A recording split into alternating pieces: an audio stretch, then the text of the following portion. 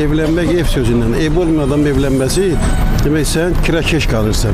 İndiki kommunal xərclər, işsizlik, maaş 380 manat falan. Demek işık pulu, gaz pulu, su pulu falan pulu gelen kimi bir ay Allah canlı ederse 2-3 aydan sonra yavaş yavaş müebbet geçir ikinci plana. Son zamanlar boşanma halları ve Alimi tələb edən səbəb nədən yaranır? Niyə görə kimsə kimdən alimi tələb edir? Ay deputat. Soruşuram səndən cavab ver mənə. O gün bir deputatın sözünə mənə cavab qaytarmışdı, yenə deyirəm. Deyir ki, əgər bir kişi arvadı işləməyə qoymursa ondan aydan şiraf versin ona.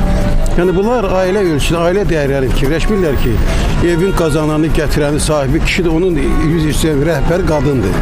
Evdə qadınla kişinin arasında ikinci qeyri-səmimi, nə inamsızlıq, nə etibarsızlıq ola bilər ki, bundan maaş alsın, pensiya alsın və ondan üzr istəyib doyla alsın. Bunlar o qədər gəliblər ki, doyla almaq. O istəyirlər ki, ailədə də bir-birindən doyla alaq falan. Kökündən səhv və yanlış fikir bizim xalqa yabancı, yad olan eybəcər bir fikirdir. Bu rədd edilməlidir və elə söz danışan haqqında cinayət işi qaldırmaq lazımdır.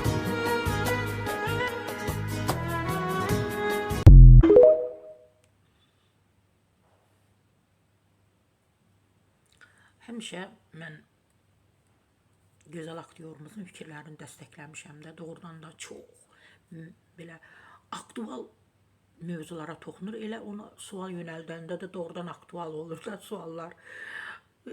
Sual aktualdır da. Gənclər deyə gənc deyil, 30-35 yaşı var, ailə qurmur. Niyə ailə qurmur? Analar narahatdır, çox narahatdır ki, oğul anaları. Bir oğlum var, evləndirə bilmirəm. Yaxın zamanlarda ümumiyyətlə bibi olmayacaq, əmi olmayacaq, xalı olmayacaq, dayı olmayacaq.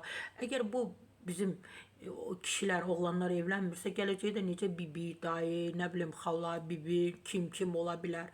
Olsa da belə çox az halda olacaq da. Gənclər evlənməyə qorxurlar.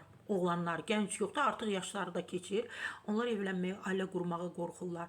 Bir mən əgər özümü dolandıra bilmirəmsə, əgər mənim kifayət qədər gəlirim yoxdur, cibimdə kifayət qədər mənim pulum yoxdursa, mən necə ailəni təmin etmək lazımdır. Onun təminatı azından orta səviyyədə olmalıdır. Onlar da buna edə bilmir və evlənməyə qorxurlar. Özlə deyirlər, deyir canavarın, nə bilim, şirin pələngin qabağına çıxa bilərik.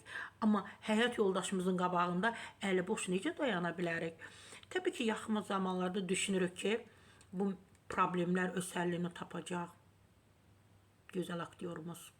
Həmişə gözəl fikirləriniz olur və suallara da gözəl cavab verirsiniz.